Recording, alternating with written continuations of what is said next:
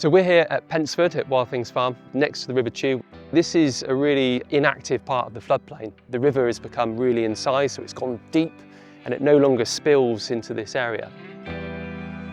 We've used our rivers as a way to get water from A to B. So we've straightened them and we've pushed them so that water flows quickly, and we forgot that rivers need to come out of bank and connect with its floodplain. In the floodplain we've built, we've drained the land, we're creating issues around pollution. The things that run off those urban spaces, off of our roads, those toxins, end up in our watercourses. And in our farm and agricultural landscapes, we've intensified growing crops and producing livestock. We're forgetting about the nature that once also thrived in that environment.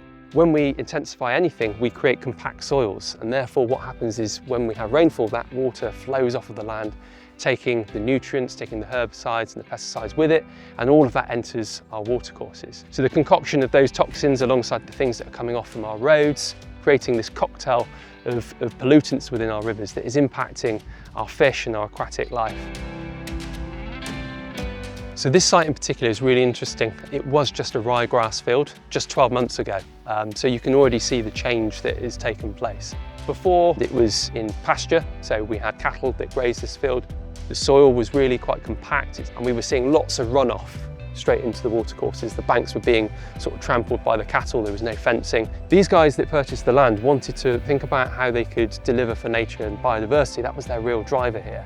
We came up with a design for them that harnessed the spring water from this slope, creating this beautiful sort of seasonal wetland habitat. And through that, we've developed an array of scrapes and seasonal wetland features that hold water 6 to 8 months of the year. You'll get different invertebrates that start using this space, different amphibians, and therefore you'll attract more biodiverse wildlife as well. So you'll have overwintering birds that probably stop on their way to Chew Valley Lake. You'll have holding water, creating a valuable habitat, but also sequestering carbon at the same time, locking that carbon into the soil. The opportunities that it provides in slowing that flow of water into the main channel is going to help reduce the loading of flows or the peak flows going through these communities downstream. We're working with the landowner on a grazing regime, so there will be some stock that come in, very low intensity, to hit back some of the invasive weeds and perhaps some of the nettles in patches, but we're really impressed with what's happened already, and we're starting to monitor this using sort of citizen science and the community as well.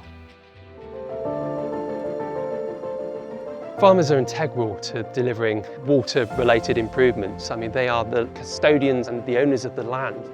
Through delivering nature-based solutions, we are exploring ways that we can improve the value of that land for both nature and quality of produce. If we don't fix our rivers, we're going to continue to see species becoming endangered, we're going to lose key species. So the invertebrates that should be thriving at the bottom of our rivers essentially hatch and they become the food for fish, the food for bats, the food for birds. So if we have healthy, clean waters, we'll also have the food supply that enable those other species to thrive as well in the landscape. We have to work collaboratively across industries, farmers, landowners, local authorities, water companies. We all need to play our part within that picture. We're looking at ways that we can work together to produce sustainable yields, sustainable production of food, alongside delivery of nature recovery. And we can do both things together, but we have to find a way that that works for the landowner, and we have to find a way that that works for nature, and we have to find that better balance. If we can scale this type of work up, the difference that this could make to the quality of our rivers and the marginal habitat that that creates is something that I don't think I've seen in my lifetime. It could be a real blueprint of what we could do nationally.